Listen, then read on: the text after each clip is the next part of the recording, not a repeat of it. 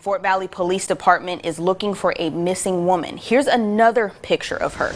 Her name is Anitra Gunn, and she's 23 years old. Within the last 30 minutes, authorities announcing there is now a murder warrant for the boyfriend of a Fort Valley State senior. DeMarcus Little has been the only person of interest in the killing of Anitra Gunn.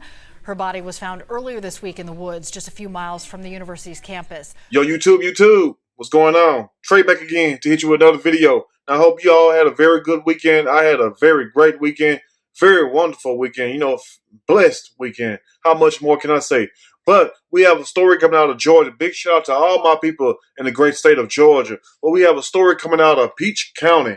Yeah, it's about the second time I heard of Peach County. But anyway, we have a very sad, unfortunate story about this missing college student named Anitra Gunn, who was found deceased. And out of all suspects, the police arrested the boyfriend first. They set DeMarcus Little bond at $10,000. So upon him making bond for the criminal damage to the property, they did not charge him yet with murder. But they came back later after he made bond hours later and charged him with malice murder. And now he's still incarcerated.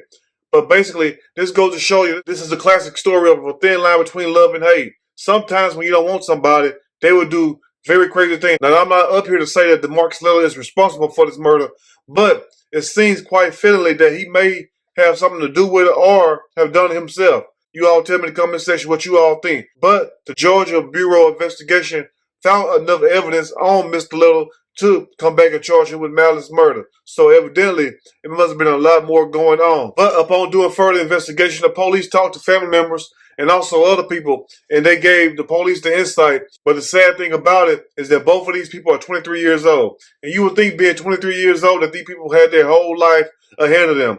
You had one Miss Anitra. She was a college student at Georgia Fort Valley, and also her boyfriend who was in the Army and who I heard was a sergeant who never been in trouble before. The dad also said that his son was raised in the church and that his son also sung in the choir. Hell, I sung in the choir also.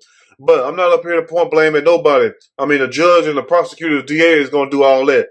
But this goes to show you sometimes you just have to let people go. Now, I don't know what caused the rift, the terror in their relationship, but it was more going on than meets the eye. And I'll leave that for you all to speculate on whatever you want to do. But what's so crazy and sad is the fact that the father tried to blame social media, like social media is to blame that his son is in trouble, like social media is to blame for the breakup in DeMarcus Little and Anitra relationship, like social media is to blame for all the things that's going on in his son's life. Social media has nothing to do with that. And you would think by him being raised in church, like the father said, that his son would know how to carry himself a lot more better and not be emotional. I don't know what's really going on with these people these days. The fact that if somebody don't want you, let them go. But the fact that he allegedly felt the need to go and bust the windows to her house and then also slash her tires, not one time, but two times. Now, Miss Anitra came up missing around Valentine's Day, February the 14th. Now, her father had called and wished her a happy Valentine's Day earlier that morning, but he didn't ever get a text message back all weekend. So that was quite unusual for his daughter not to text him back. Now, Anitra's mom is deceased. May she rest in peace also. It's a sad situation, and you can see from her Facebook post that she was mourning her mom also. She still missed her mom just like anybody else would. You're going to always miss your parents if you got love for them. But this young lady did not have to die this way. Police found her body last Tuesday around 3:20 p.m., the sources say. And she was in a wooded area, partially covered up, like somebody was trying to hide her. And she wasn't too far from her car bumper. Now, her car was crashed in a neighbor yard, not too far from Anitra. They said like 150 yards. So you would think, damn, her car to be crashed that close and her body is 150 yards away, not too far from her bumper. It seems quite suspect. But the last person Anitra Gunn was seen with was DeMarcus Little at his auntie house around 11:30 p.m.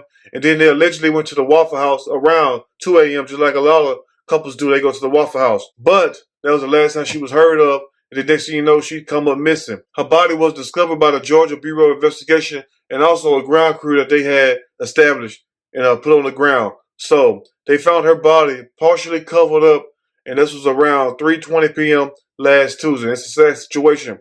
This young lady had her whole life ahead of her. But what most shockingly is what DeMarcus Little family said. And I'm not trying to throw shade at them, but it's just the fact that, if your son is wrong, he is wrong. I'm not up here to blame him.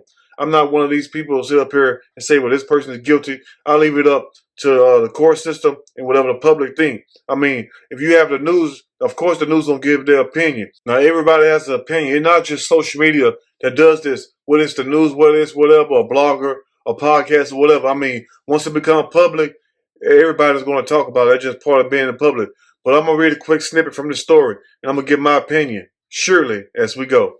Anitra Gunn's boyfriend charged with malice murder in her death. The college student disappeared on Valentine's Day and her body was found Tuesday. Hours after a bond hearing for DeMarcus Little, the man accused of damaging girlfriend Anitra Gunn's property, officials have announced a new charge, and that charge was malice murder. At a Friday evening press conference, Georgia Bureau of Investigation Assistant Special Agent in charge Todd Crosby announced that after collecting evidence and doing interviews, they had probable cause to get a malice murder warrant for Little, which is very sad for his family. But you know, if he's guilty, I mean, he's guilty because what are the odds? That's what they're looking at. What are the circumstances? And just because of the fact that DeMarcus Little never been in trouble, he's a sergeant in the Army, which is a good thing. And he grew up, in a church. He sung in the choir, which is a very good thing. But guess what? Anybody is prone to violence, whether you had a criminal past or not.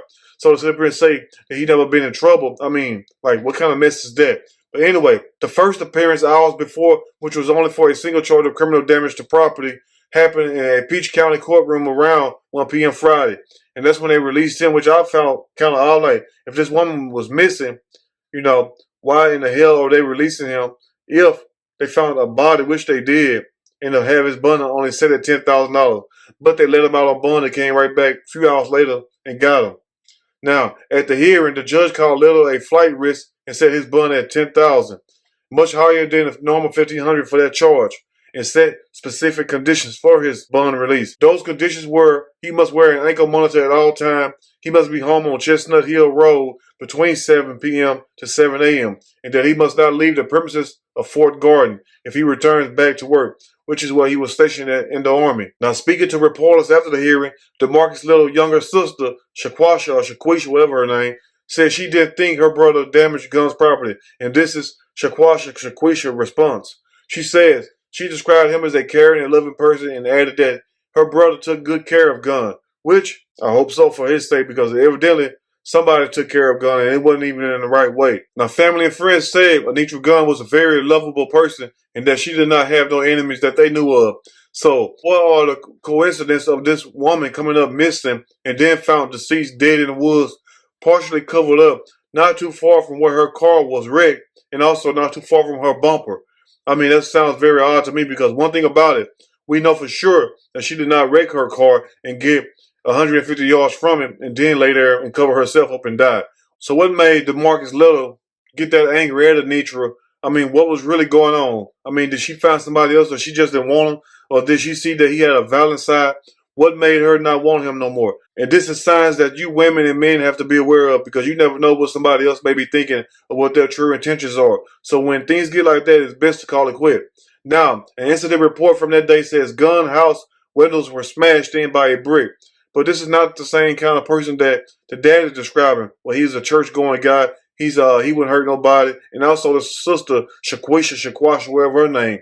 It doesn't sound like the same person. So how can a person who's going to be so good at caring, God-fearing, go and smash his girlfriend's windows up and then slash her tires for the second time in 2 weeks? Like, this sounds like somebody who was really butthurt, who was really bitter. Now, Anitra told the officers that she did not have no clue who slashed her tires and that she did not have any enemies. So I'm going to let you all speculate. You all put 2 and 2 together. Hopefully you get 4. If you get 5, come back and add again, and we'll figure this thing out. But let me know what you all think. And for the parents' sake, and for DeMarcus Little's sake, I hope that he's not guilty, because guess what? If he is, I mean, he's guilty of murder if he is. I'm not saying that he is. But if he done the crime, he got to do the time. Now, what do we say to Anitra Gunn's dad, who is mourning the loss of his daughter? I mean, you can't have it both ways. You have, on one hand, DeMarcus Little dad, mourning his son, even though his son's not dead, but his son's probably facing a long time in Georgia, probably life. But what do we say to Anitra Gunn's dad, who is also mourning the loss of his daughter, who was found deceased after filing a police report against this man for slashing her tires and throwing bricks through her window? You all let me know what you think. If you like the video, push that like button. If you like the video, subscribe to the channel. Definitely share this video with your family and friends. Till next time, you all stay blessed. Have a blessed day, and I'm out.